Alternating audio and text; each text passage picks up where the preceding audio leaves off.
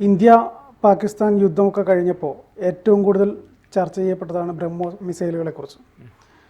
പക്ഷെ അത് ആദ്യമായിട്ടല്ല ഇന്ത്യ പാകിസ്ഥാനിലേക്ക് അയക്കുന്നത് എന്നൊരു വാർത്ത ഇപ്പോൾ വന്നതായിട്ട് കണ്ടു. എന്താ അതിൻ്റെ കൂടുതൽ അപ്ഡേഷൻസ്? വാർത്ത ഇപ്പോൾ ഒന്നുമല്ല, 3 വർഷം മുമ്പ് വലിയ കോലാഹലം ഉണ്ടാക്കിയ ഒരു സംഗതിയാണ്. അതായത് ഇന്ത്യ അബദ്ധവശാൽ പാകിസ്ഥാനിലേക്ക് ഒരു ബ്രഹ്മോസ് മിസൈൽ തൊടുത്തുവിട്ടു എന്നാണ് വാർത്തകൾ വന്നത്. അപ്പോൾ അന്ന് ഇന്ത്യയുടെ സൈനിക നേതൃത്വവും വിശദീകരിച്ചത് അത് വന്നത് ഒരു സാങ്കേതിക പിഴവ് മൂലം, അത് റുട്ടീൻ ചെക്കപ്പിൽ വന്ന ഒരു സാങ്കേതിക പിഴവ് മൂലം ഈ ബ്രഹ്മോസ് മിസൈൽ അത് ഇഗ്നൈറ്റായി, അത് ജ്വലനം വന്നു, പാകിസ്ഥാനിലേക്ക് കുതിച്ചു പാഞ്ഞു എന്നുള്ളതാണ് അന്ന് നൽകിയ വിശദീകരണം. പക്ഷേ ഇപ്പോൾ അതിന് ഒരു ട്വിസ്റ്റ് ഉണ്ട് ആ കഥയ്ക്ക്. എന്തുകൊണ്ട്? അതായത് നമ്മളൊരു മിസൈൽ എന്ന് പറയുന്ന സാധനം നമ്മുടെ വെറുതെ ഒരു സാധനം സൂക്ഷിക്കുന്ന പോലെ അത്ര നിസ്സാരമായി സൂക്ഷിക്കുന്നതല്ല. അത് യുദ്ധാവശ്യങ്ങൾക്ക് വേണ്ടി ഉപയോഗിക്കുമ്പോൾ മാത്രമാണ് അത് ലോഞ്ച് ചെയ്യാനായിട്ട് തയ്യാറാകുന്ന. അതിന് കുറച്ച് സാങ്കേതിക പ്രവർത്തനങ്ങളൊക്കെ ഉണ്ട്. വെറുതെ ഒരു ആയുധം എടുത്ത് പെരുമാറുന്നത് പോലെ ഒരു മിസൈൽ എടുത്ത് വെച്ച് നമുക്ക് എങ്ങോട്ടും തൊടുത്തു വിടാനൊക്കില്ല. അപ്പം നമ്മൾ നേരത്തെ സാങ്കേതിക പിഴവ് ആണ് എന്ന് പറഞ്ഞ് ഒഴിഞ്ഞെങ്കിലും അറിയേണ്ടവർ അപ്പം തന്നെ മനസ്സിലാക്കി ഇതിലെന്തോ ഒരു പ്രശ്നമുണ്ട്, ഒരു പന്തികേടില്ലേ എന്നുള്ളത്. ആ പന്തികേടില്ലേ എന്നുള്ള സംശയമാണിപ്പോൾ ദൂരീകരിക്കപ്പെടുന്നത്. ഇന്ത്യ അബദ്ധവശാൽ ബ്രഹ്മോസ് അയച്ചതല്ല, കരുതിക്കൂട്ടി ബ്രഹ്മോസ് അയച്ചതാണ് എന്നുള്ള സൂചനകളാണ് ഇപ്പോൾ പുറത്തു വരുന്നത്. കാരണം പാകിസ്ഥാൻ ചൈനയുടെ വ്യോമ പ്രതിരോധ സംവിധാനങ്ങളാണ് ഉപയോഗിക്കുന്നത്, ഇന്ത്യ റഷ്യയുടെയും. അപ്പോൾ ഇത് തമ്മിലുള്ളൊരു താരതമ്യത്തിൽ ഏതാണ് മികച്ചത് എന്ന് ഇന്ത്യക്ക് അറിയേണ്ടത് ഒരാവശ്യമുണ്ടായിരുന്നു. അപ്പോൾ അതിനുള്ള ഏക മാർഗം ആ വ്യോമ മേഖലയിലോട്ട് എന്തെങ്കിലും കടന്നു ചെല്ലുക എന്നുള്ളതാണ്. ഒരു വിമാനം കടന്നു ചെന്നാൽ അതിന് റിസ്ക് കൂടുതലാണ്. എങ്ങാനും ആക്രമിക്കപ്പെട്ടാൽ ഉറപ്പായിട്ടും ഒരു പൈലറ്റ് അയാളുടെ ജീവൻ്റെ പ്രശ്നമാണ്, അല്ലെങ്കിൽ അയാളവിടെ പിടികൂടുന്ന ഒരാളില്ല. വിമാനം അയച്ചാലും അതും കൃത്യമായി അതിൻ്റെ സെൻസ് റഡാറിൽ പെടുകയും മറ്റു നടപടികളുണ്ടാവുകയും ചെയ്യും. ഇപ്പോൾ ബ്രഹ്മോസ് എന്ന് പറഞ്ഞാൽ ഒരു സൂപ്പർസോണിക് മിസൈലാണ്. അത് റഡാറിൽ പെട്ടാൽ തന്നെയും അതിൻ്റെ വേഗത, ശബ്ദത്തിൻ്റെ 3 മടങ്ങ് വേഗതയിൽ സഞ്ചരിക്കുന്ന സാധനമാണ് ബ്രഹ്മോസ് മിസൈൽ. അപ്പോൾ റഡാറിൽ പെട്ടാൽ തന്നെയും അതിനെ എയ്ത് വീഴ്ത്തുക അസാധ്യമാണ്, അതിനെ തടുത്ത് നിർത്താനൊക്കില്ല. ഏതൊരു വ്യോമ പ്രതിരോധ സംവിധാനത്തിനും തടുക്കാനൊക്കില്ല. അപ്പോൾ ഇന്ത്യ ആഗ്രഹിച്ചത് ഇത്രയേ ഉള്ളൂ, ബ്രഹ്മോസിനെ തടുക്കാൻ ചൈനയുടെ കയ്യിൽ ഇപ്പോഴുള്ള വ്യോമ പ്രതിരോധ സംവിധാനത്തിന് സാധ്യതയുണ്ടോ എന്നളക്കാൻ വേണ്ടിയിട്ടാണ് ബോധപൂർവം ബ്രഹ്മോസ് ടെസ്റ്റ് ഡോസ് കൊടുത്തതാണ് എന്നാണ് ഇപ്പോൾ ചില മുൻ സൈനിക മേധാവികളെ ഉദ്ധരിച്ചുകൊണ്ട് വാർത്തകൾ വരുന്നത്. സംഭവം നടന്നത് 2022 മാർച്ച് 9 ഹരിയാനയിലെ അംബാല എന്ന് പറയുന്ന സൈനിക താവളത്തിൽ നിന്നാണ് ഈ ബ്രഹ്മോസ് കുതിച്ചു പാഞ്ഞത്. അപ്പോൾ അതിന് പിന്നീട് ഡൽഹി ഹൈക്കോടതിയിൽ കേസ് വന്നപ്പോൾ 3 സൈനിക ഉദ്യോഗസ്ഥരെ, അതായത് captain Saurabh Gupta, wing commander Abhinav ശർമ്മയടക്കം 3 ഉദ്യോഗസ്ഥരെ ഇതിൽ കുറ്റക്കാരെന്ന് കണ്ടെത്തിയിരുന്നു. നേരത്തെ തന്നെ സൈനിക നടപടി ഇവർക്കെതിരെ ഉണ്ടായിരുന്നു, ഇവരെ ചുമതലകളിൽ നിന്ന് നീക്കിയിരുന്നു. അപ്പോൾ അന്ന് സൈന്യം കോടതിയിൽ കൊടുത്ത വിശദീകരണം ഇതായിരുന്നു.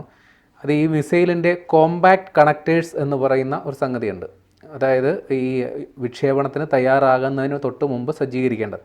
അത് ഒരു ജംഗ്ഷൻ ബോക്സുമായി കണക്റ്റഡ് ആയിരുന്നു.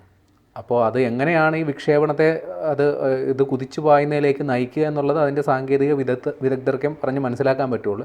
ഏതായാലും അങ്ങനെ ഉണ്ടായിരുന്നത് കൊണ്ടാണ് ഇത് അബദ്ധവശാൽ വിക്ഷേപിക്കപ്പെട്ടത് എന്നുള്ളതാണ്.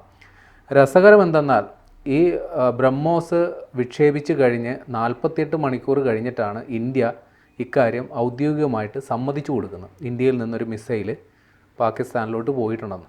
ഈ സാധനം പാകിസ്ഥാൻ്റെ അതിർത്തി കടന്നപ്പോൾ തന്നെ പാകിസ്ഥാൻ്റെ റഡാർ ഈ സാധനം പിടിച്ചു, ഇങ്ങനൊരു മിസൈൽ വരുന്നുണ്ടെന്നുള്ളത്. അപ്പോൾ അവർ അതിനുള്ള നടപടികളും സ്വീകരിച്ചിരുന്നു, അതിനെ പ്രതിരോധിക്കാൻ നോക്കി, പക്ഷേ നടന്നില്ല. അതിന് കാരണമുണ്ട്, ഞാൻ നേരത്തെ പറഞ്ഞാൽ ഇത് ശബ്ദത്തിൻ്റെ 3 മടങ്ങ് വേഗതയിൽ പാഞ്ഞു പോകുന്ന ഒരു മിസൈലാണ്. അതിനെ നിലവിലുള്ള വ്യോമ പ്രതിരോധ സംവിധാനം വെച്ച് അവർക്ക് തടുക്കാൻ പറ്റുമോ ഇല്ല എന്നുള്ളത് മാത്രമായിരുന്നു ഇന്ത്യക്ക് അറിയേണ്ടത്. അപ്പോൾ ഇതങ്ങ് പോയി. ഇത് ഏതാണ്ട് 3 മിനിറ്റ് 44 സെക്കൻഡ് പാകിസ്ഥാൻ്റെ ഭൂമിക്ക് മേളിൽ കൂടി ഈ മിസൈൽ പറന്നു. ഏതാണ്ട് 124 കിലോമീറ്റർ ദൂരം. അത്രയും ദൂരം സഞ്ചരിച്ച് പഞ്ചാബിലെ ഖനേവാൽ ജില്ലയിലെ മിയാൻ ചനു എന്ന് പറയുന്ന ഒരു പ്രദേശത്താണ് ഈ മിസൈൽ എന്ന് പതിക്കുന്നത്. അത് ഒരു സ്വകാര്യ ഭൂമിയായിരുന്നു, അതുകൊണ്ട് തന്നെ നാശനഷ്ടങ്ങളൊന്നും ഉണ്ടായില്ല. ആ ഭൂമിക്ക് ചെറിയ കേടുപാട് വന്നത് മാത്രമാണ് ഏക കുഴപ്പം. പിന്നെ ഒരു പ്രത്യേകത കൂടി ഉണ്ടായിരുന്നു, ഈ മിസൈലിൽ ഒരു വാർഹെഡ് ഇല്ലായിരുന്നു. അതായത് അവിടെ ചെന്ന് വലിയൊരു ആഘാതം ഉണ്ടാക്കുന്ന തരത്തിലുള്ള സംഗതിയാണ് ഈ വാർഹെഡ് എന്ന് പറയുക. അത് ഘടിപ്പിക്കാത്ത മിസൈൽ മാത്രമേ ഉണ്ടായിരുന്നുള്ളൂ ഈ ബ്രഹ്മോസിൽ. അപ്പോൾ അത് എത്ര ദൂരം സഞ്ചരിച്ചു, അതെവിടെ എത്തി എന്നുള്ളത് മാത്രമാണ്. പിന്നെ രസം എന്താ വെച്ചാൽ ഈ ചെന്ന് മിസൈൽ വീണ സ്ഥലം ഇസ്ലാമാബാദിൽ നിന്ന് ഏതാണ്ട് 500 കിലോമീറ്റർ ഇപ്പുറയുള്ള സ്ഥലമാണ്, പാകിസ്ഥാൻ്റെ തലസ്ഥാനം. പക്ഷേ നമുക്ക് ഈ ബ്രഹ്മോസ് വെച്ചിട്ട് ഇസ്ലാമാബാദ് വരെ ആക്രമിക്കാൻ പറ്റുമോ ഇല്ല എന്നുള്ള കാര്യം നമുക്കറിയില്ല. കാര്യം ഇതിൻ്റെ റേഞ്ച് 290 കിലോമീറ്റർ മുതൽ 800 കിലോമീറ്റർ വരെയാണ്. അപ്പോൾ ഈ 800 കിലോമീറ്റർ വരെയുള്ള ദൂരം നമുക്ക് എത്താൻ സാധിക്കുകയാണെങ്കിൽ ബ്രഹ്മോസ് വെച്ച് പാകിസ്ഥാൻ്റെ ഏത് ഭാഗത്ത് നമുക്ക് ആക്രമിക്കാൻ പറ്റും. ഏതാണ്ട് 2001 ഈ ബ്രഹ്മോസ് മിസൈൽ ആദ്യമായി നമ്മൾ പരീക്ഷിച്ചത്. അതിനുശേഷം 2005 ഈ പറയുന്ന ബ്രഹ്മോസ് നേവിയുടെ ഭാഗമായി. പിന്നെ അതിൻ്റെ തുടർച്ചയായിട്ട് എയർഫോഴ്സിൻ്റെയും കരസേനയുടെയും ഭാഗമായി. ഈ ബ്രഹ്മോസ് എന്ന് പറഞ്ഞാൽ നമുക്ക് ഏത് മാധ്യമത്തിലൂടെയും നമുക്ക് തൊടുത്തുവിടാൻ പറ്റും. അത് വിമാനത്തിലൂടെയും ഉപയോഗിക്കാം, താഴെ നമ്മുടെ ഭൂമിയിലുള്ള കരസേനയ്ക്ക് അവരുടെ റോക്കറ്റ് ലോഞ്ചറുകൾ വഴി ഉപയോഗിക്കാം. ഇനി നാവികസേനയ്ക്ക് അവരുടെ കപ്പലുകളിൽ നിന്നും ബ്രഹ്മോസ് തൊടുത്തുവിടാം. അങ്ങനെ ഏത് മാർഗത്തിൽ ഉപയോഗിക്കാൻ പറ്റുന്ന ഒരു മിസൈൽ എന്ന രീതിയിലാണ് ഇത് അറിയപ്പെട്ടത്. ഏതായാലും ഇത് സംബന്ധിച്ചിപ്പോൾ ആശങ്കകളും ചർച്ചകളും ഒക്കെ നടക്കുന്നുണ്ടായിരുന്നു ബ്രഹ്മോസിൻ്റെ എഫക്റ്റീവ്നെസ്സിനെ കുറിച്ച്. കാര്യം നമ്മൾ ഇതുവരെ ഒരു യഥാർത്ഥ യുദ്ധമുന്നണിയിൽ പരീക്ഷിച്ചിട്ടില്ല. അപ്പോൾ അതിനു മുമ്പുള്ള ഒരു കർട്ടൺ റിഹേഴ്സലാണ് നേരത്തെ കഴിഞ്ഞത്. നമ്മൾ അതുകൊണ്ട് മനസ്സിലാക്കി ഈ ബ്രഹ്മോസ് ഉപയോഗിച്ച് കഴിഞ്ഞാൽ പാകിസ്ഥാന് തടുക്കാൻ പറ്റില്ല. അങ്ങനെ ഓപ്പറേഷൻ സിന്ദൂറിൻ്റെ സമയത്ത് നമ്മൾ കൃത്യമായി അവരുടെ സൈനിക താവളങ്ങൾ ആക്രമിക്കേണ്ട കൃത്യമായി നമ്മൾ ടാർഗറ്റ് ചെയ്ത് വെച്ചിരുന്നു. അത് ബ്രഹ്മോസ് ഉപയോഗിച്ച് തന്നെ അടിച്ച് തകർത്തു. ഈ മണ്ടന്മാർക്ക് ഇത് ആദ്യമേ ഇപ്പോഴും ഈ അവസാന ഘട്ടത്തിലാണ് ഇതിൻ്റെയൊക്കെ കഥ ഇവർക്ക് മനസ്സിലാകുന്നത്. ഇതിനെ സംബന്ധിച്ച് ഇങ്ങനൊരു സംഭവം ഉണ്ടായപ്പോൾ പാകിസ്ഥാൻ വലിയ രീതിയിലൊരു പ്രതിഷേധമൊക്കെ ഉയർത്തിയിരുന്നു. ഇന്ത്യ പാകിസ്ഥാനിലേക്ക് ബ്രഹ്മോസ് തൊടുത്തുവിട്ട സംഭവത്തെക്കുറിച്ച് ഒരു സംയുക്ത അന്വേഷണം നടത്തണമെന്നായിരുന്നു പാകിസ്ഥാൻ്റെ ആവശ്യം. മാത്രമല്ല ഇങ്ങനൊരു മിസൈൽ തൊടുത്തു വിട്ടിട്ടും ഇന്ത്യ അപ്പോൾ തന്നെ പാകിസ്ഥാനെ അറിയിച്ചില്ല. 2 ദിവസം 48 മണിക്കൂർ ശേഷമാണ് ഔദ്യോഗികമായിട്ട് പറഞ്ഞ് ഇങ്ങനൊരു അബദ്ധം പറ്റിയതാണ്, ബോധപൂർവം ചെയ്തതല്ല എന്ന തരത്തിൽ പറഞ്ഞത്. അപ്പോൾ അതിനൊക്കെ അവർ കടുത്ത രീതിയിലൊരു പ്രതിഷേധം വന്നു. കാര്യം ഇന്ത്യയുടെ നയതന്ത്ര പ്രതിനിധിയെ വിളിച്ചു വരുത്തി പ്രതിഷേധം അറിയിക്കുകയൊക്കെ ചെയ്തിരുന്നു. പക്ഷേ അതോടുകൂടി കെട്ടടങ്ങി. പക്ഷേ ഇപ്പോഴാണ് അത് ഒരു നാടകമായിരുന്നു എന്നുള്ള കാര്യം പാകിസ്ഥാന് പോലും മനസ്സിലാകുന്നു എന്നുള്ളതാണ് വാസ്തവം. കാര്യം നമ്മൾ ബ്രഹ്മോസിൻ്റെ കഴിവും അവരുടെ വ്യോമ പ്രതിരോധ സംവിധാനത്തിൻ്റെ കഴിവുകേടും നമ്മൾ തിരിച്ചറിഞ്ഞു. അത് ഓപ്പറേഷൻ സിന്ദൂറിൻ്റെ സമയത്ത് ഫലപ്രദമായി ഉപയോഗിക്കുകയും ചെയ്തു. സാധാരണഗതിയിൽ നമ്മളടുത്തുണ്ടാക്കുന്ന പല യുദ്ധോപകരണങ്ങളും ഒന്ന് പരീക്ഷിച്ച് നോക്കാറുണ്ട്. അതെ, അത്തരത്തിലൊരു പരീക്ഷണം ഒന്ന് ചെറുതായിട്ടൊന്ന് വിട്ടു നോക്കി അവർക്ക് എന്ത് ഇതിനെ കുറിച്ച് വല്ല ധാരണ അല്ല.